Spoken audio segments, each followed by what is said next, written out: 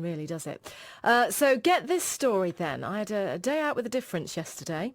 Oh, the Hereford Crematorium. There wasn't a funeral. It wasn't a sad day. I was just there to have a look around along with many other people.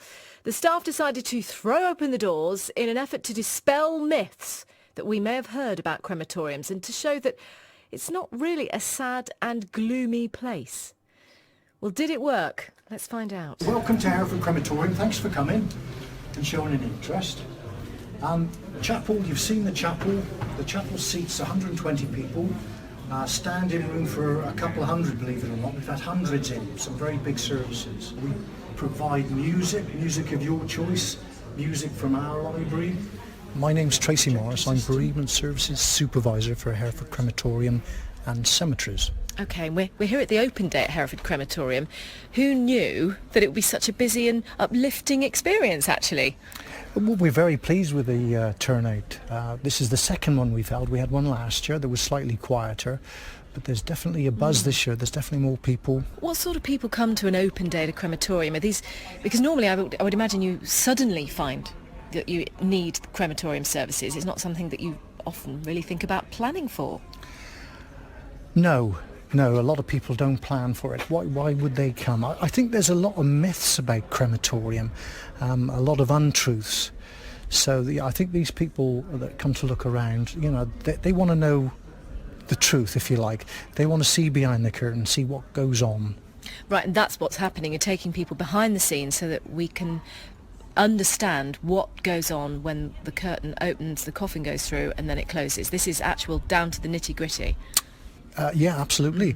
They get the tour, they're showed the machines, they're taken through the process, and it's explained to them. Everyone is cremated individually, with respect. In a way, I would want to know about, the collection of the ashes and that sort of guarantee that if you're collecting your relatives' ashes, it's definitely just them. Oh, absolutely. We work to a code of practice. All cremations are individual. And the people will be shown how that happens, how the trail follows on as far as the collecting of the cremated remains themselves. So it's actually a fairly valid open day. Very very diverse. Yes, yeah, absolutely. And what do you find? I mean, working in a job like this, it's a difficult subject. You've got to be respectful, but you don't want to be maudlin. You've got to be professional. If you imagine it's like a policeman or an ambulance, fire, you've got to be professional. When you're attending to an accident, something like that, there's got to be a bit of detachment where the family, they've got the grief, but you're managing it for them. Yeah, I understand. Difficult job, but well done. And for you, do you get asked a lot, by people who when they find out you work here, that it's a goodness me, that must be a fairly fascinating job? I think there's a fair amount of curiosity, really, and it's always interesting, like I said, about people's perceptions of what does go on at a crematorium. So hopefully we can clarify it by the open day. And I could certainly do that. So I've got Holly and Matthew.